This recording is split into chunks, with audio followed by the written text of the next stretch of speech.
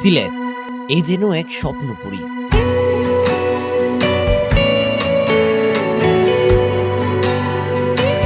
নীল পানি আর সাদা পাথরে বানানো এক অন্যরকম পৃথিবী,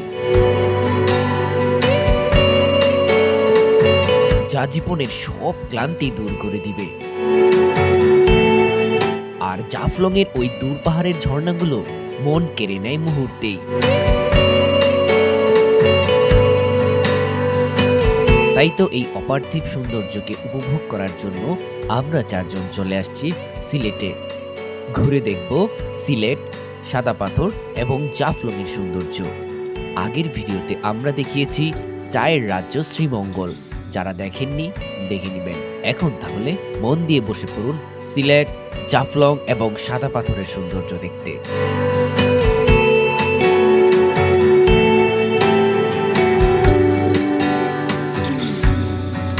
তো একদম সকাল হয়ে গেছে, এখন আর কি বেরোবো। সো এখন মূলত সকাল বাজে হচ্ছে 8টা বাজে নাই। সো এখন বেরোবো সিলেটের দিকে। আজকে আর আগামীকালকে হচ্ছে যে পুরা সিলেট ঘুরবো, দেখা যাক কতটুকু কভার করা যায়।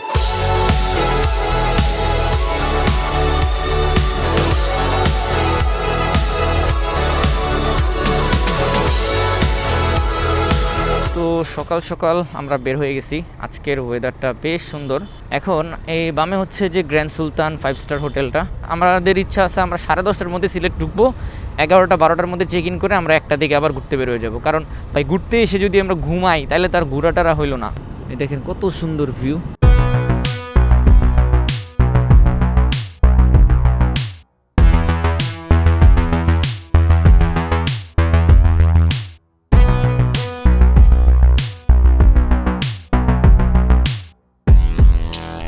এখন আমরা আছি হচ্ছে মৌলভীবাজার যেই মেইন পয়েন্ট, সেখানে আছি আমরা। তো এখান থেকে হচ্ছে যে আমরা সোজা যাব আর কি ফেঞ্জুগঞ্জ হয়ে, সামনে হচ্ছে চাঁদনি ঘাট। এটা হচ্ছে মূলত মৌলভীবাজার, পিছনে হচ্ছে যে আমরা মৌলভীবাজার মেন পয়েন্টটা রেখে আসছি। সো মোটামুটি এখান থেকে আর 59 কিলোমিটার, আমরা অলরেডি প্রায় 30 কিলোমিটারের মতো রাইড করে ফেলছি। আসলে হাইওয়েতে যখন আপনি রাইড করবেন বা যখনই রাইড করেন না কেন ভাই, হেলমেট যে কতটা গুরুত্বপূর্ণ এইটা আসলে বলে বোঝানোর মতো না। যেমন এই একটু আগে আমার হেলমেটের মধ্যে ভাই এত বড় এক ইটা আয়া থম করে বাড়ি খেয়েছে। যদি ধরেন যে আমার হেলমেটের ভাইজর না থাকতো বা ভাইজরটা লাগানো না থাকতো, হেলমেট না থাকতো, আমার মাথারা মনে করেন ইনস্ট্যান্ট ফাইটে যাইতো। আমরা অলরেডি ফেঞ্জুগঞ্জের যে রোডটা আছে, সিলেট হাইওয়ে যেটাকে বলে, ওয়ান ওয়ে রোড, এটাতে আসি। আরও তো 40 কিলোমিটার বাকি আছে।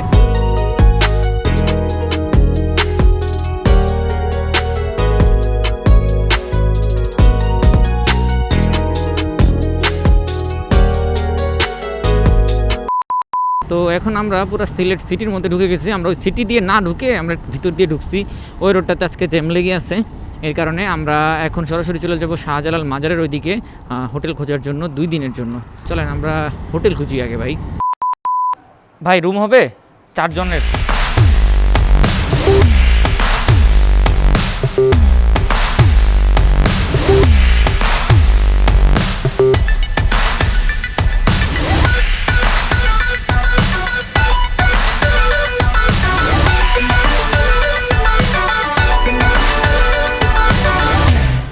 দুপুরে খাওয়া দাওয়া করতে যাব।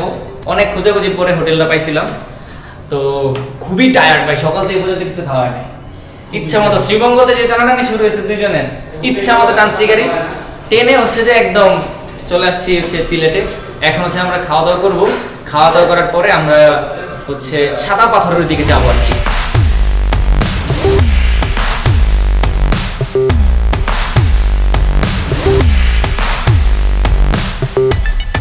তো এখন আর কি দুপুরের খাওয়া দাওয়া শেষ করলাম। খাওয়া দাওয়া শেষ করে হচ্ছে যে আমরা যাচ্ছি আপনার সাদা পাথরের ওই দিকে। যদিও পাথর টাথর নাই এটা জানি, বাট তারপরও যাচ্ছি আর কি ওই দিকেই।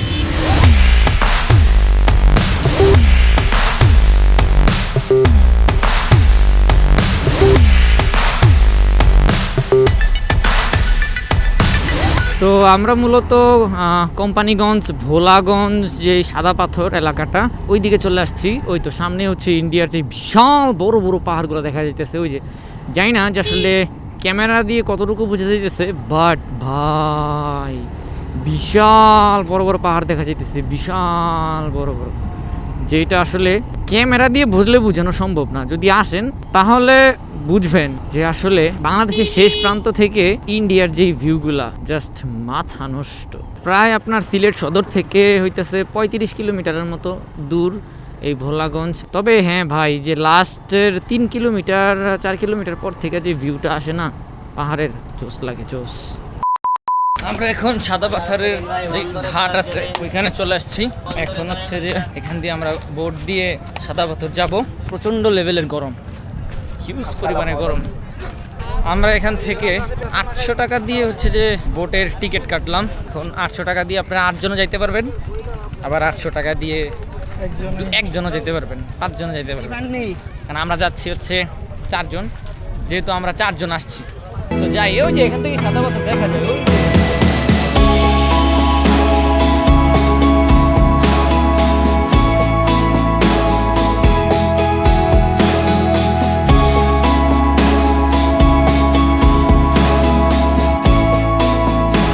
তো আছি এখন পুরা সাদা পাথরের মেইন যে স্পট যেখানে পাথরগুলো থাকে আর কি, ওইদিকে আছি এখন। এখন পাহাড়ের নিচের ওদিকে যাব, যাই আর কি বসবো। অনেক রোদ ভাই, তাকানো যাচ্ছে না আর কি।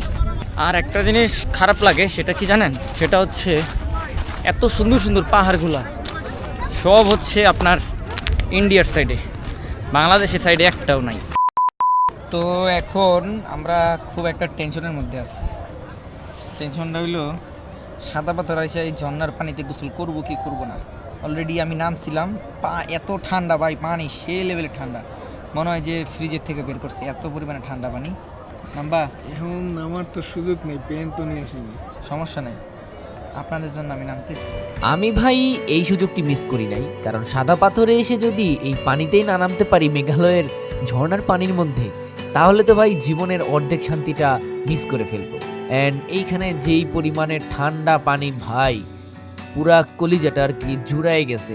গোসলের সাথে আপনি ঠান্ডা পানি ফ্রি পাবেন, প্লাস প্রকৃতির অপূর্ব সৌন্দর্য আপনি ফ্রি পাবেন। এই জিনিসটা যদি মিস করেন তাহলে আপনি জীবনের অনেক কিছুই মিস করে ফেলবেন। সো অবশ্যই সাদা পাথরে আসলে গোসল করা কেউ মিস করবেন না। তো অনেকক্ষণ গোসল টোসল করলাম এখানে, মানে এখানে আবার কবে আসি না না আসি তারও তো কোনো ঠিক ঠিকানা নাই। তো আমাদের মূলত আজকে সাদা পাথর ঘোরাটোরা শেষ। এখন সোজা হোটেলে যাব, দেন কালকে সকালে আবার অন্য আরেক দিকে যাবো আর কি, রাতারগুল আর হচ্ছে জাফলং আগামীকাল। এরপরে এখান থেকে সিলেটে আমাদের যে হোটেল ছিল ওইখানে যেতে যেতে প্রায় অনেক রাত হয়ে যায়, কারণ রাস্তাটা ছিল অনেক বেশি। তারপর আমরা হোটেলে আসি, আসার পর আমরা রেস্টুরেন্টে যাই, যাওয়ার পরে আমাদের রাতের যে খাবার দাবার ছিল সেটা খেয়ে দিয়ে আমরা চলে আসি আমাদের হোটেল রুমে।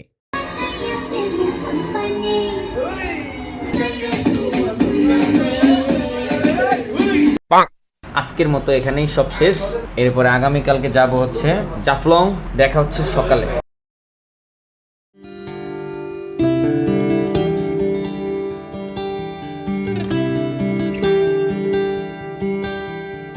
তো এখন বাজে হচ্ছে সকাল 8:50, আমাদের 8টার সময় বেরোয়ার কথা।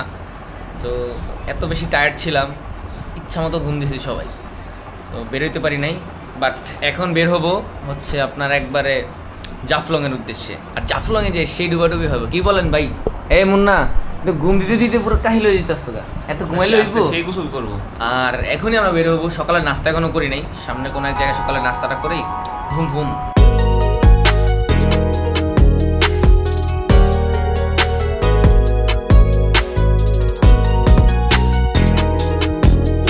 তো আমি আপনাদেরকে আমার তেলের মাইলেজের হিসাবটা একটু দিই। সেটা হচ্ছে আমার এখন তেল ঢুকলো 8 লিটার 8.28 আর কি। সো এখন আমি 421/8, দেখেন মাইলেজ কত পাইছি, 52, 52.5 করে মাইলেজ পাইছি, প্রায় 53-র কাছাকাছি মাইলেজ আমি এই সিলেট হাইওয়েতে পেলাম। আমরা বের হয়ে গেছি একদম জাফলংয়ের উদ্দেশ্যে। সো এবার ট্যুরটা কিন্তু বেশ ভালোই কাটলো।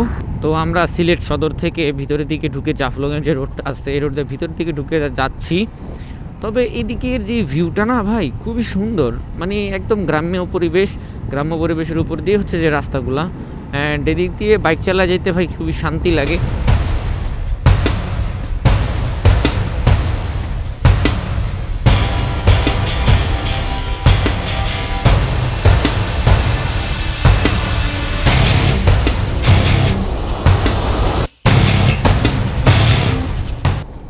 ফাইনালি আমরা হচ্ছে জাফলংয়ের পথে চলে আসছি।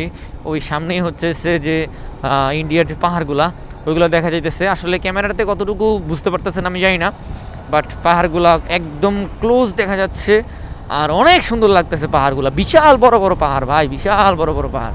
আর একদম পাহাড়ের ঠিক উপরেই হচ্ছে যে মেঘগুলা আছে, দেখেন পাহাড়ের ঠিক উপরেই কিন্তু মেঘগুলা, ডান পাশেরগুলা কিন্তু আরও নিচে মেঘ। আপনারা আসলে যখন এখানে আসবেন, আসার পরে আসলে এগুলোর ফিল নিতে পারবেন ভাই। ভিডিও দেখে আসলে অতটা ফিল নেওয়া যায় না। আমি আপনাকে ক্যামেরাতে কতটুকু দেখাবো, আর এটা তো ভার্চুয়ালি দেখবেন আপনি, কিন্তু আপনি যখন এটা নিজের চোখে সামনে থেকে দেখবেন, দেখবেন যে সারা দিনের ক্লান্তি সব চলে গেছে। আসলে এতটা সুন্দর ভাই, অনেক সুন্দর।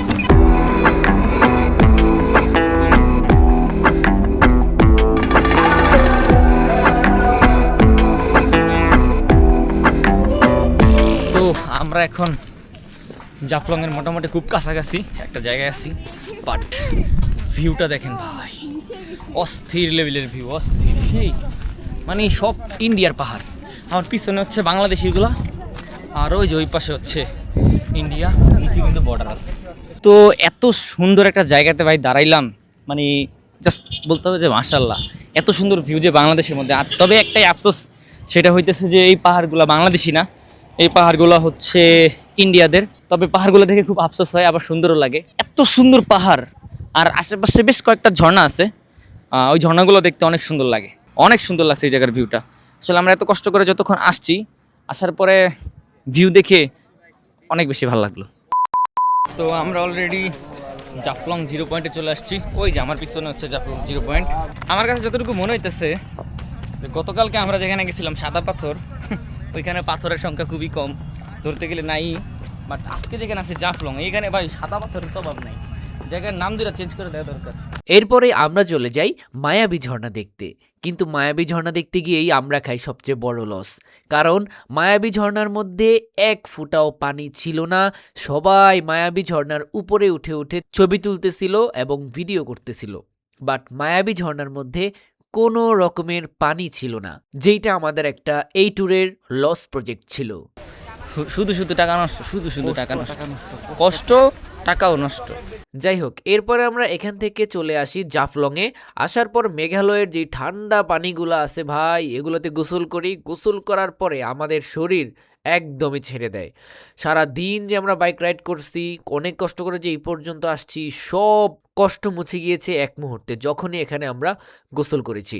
সো জাফলং আসলে অবশ্যই এই নদীতে একবার হলেও গোসল করে যাবেন। তবে হ্যাঁ, খুবই সাবধান, কারণ এইখানে অনেক রিস্কি বড় বড় পাথর আছে, যেগুলো অনেক বেশি পিচ্ছিল। সো এখানে গোসল করলে অবশ্যই কেয়ারফুল থেকে তারপর গোসল করবেন।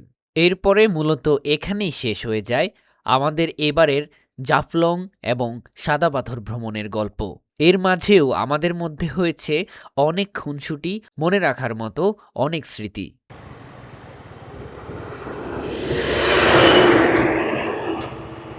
তো ফাইনালি আসলে এইবার হচ্ছে আমাদের ট্যুরের একবারে শেষ প্রান্তে আমরা চলে আসছি। এই ট্যুরটা মোটামুটি বেশ ভালো হয়েছে, অনেক জায়গায় ঘোরাঘুরি হয়েছে। সিলেটের প্রায় ম্যাক্সিমাম জায়গাগুলো আমাদের ঘোরা কমপ্লিট হয়ে গেছে, জাস্ট একটা বাদে, সেটা হচ্ছে রাতারগুল। আসলে সময়ের স্বল্পতার কারণে আমরা ওইটাও ঘুরতে পারি নাই। তো সব কিছু মিলাই ঝিলায় একদম খুব ভালো একটা অভিজ্ঞতা হলো, অ্যান্ড খুব সুন্দরভাবে আমাদের ট্যুরটা শেষ হলো। এখন হচ্ছে যে আমরা আগামীকালকে ঢাকার দিকে ব্যাক করবো।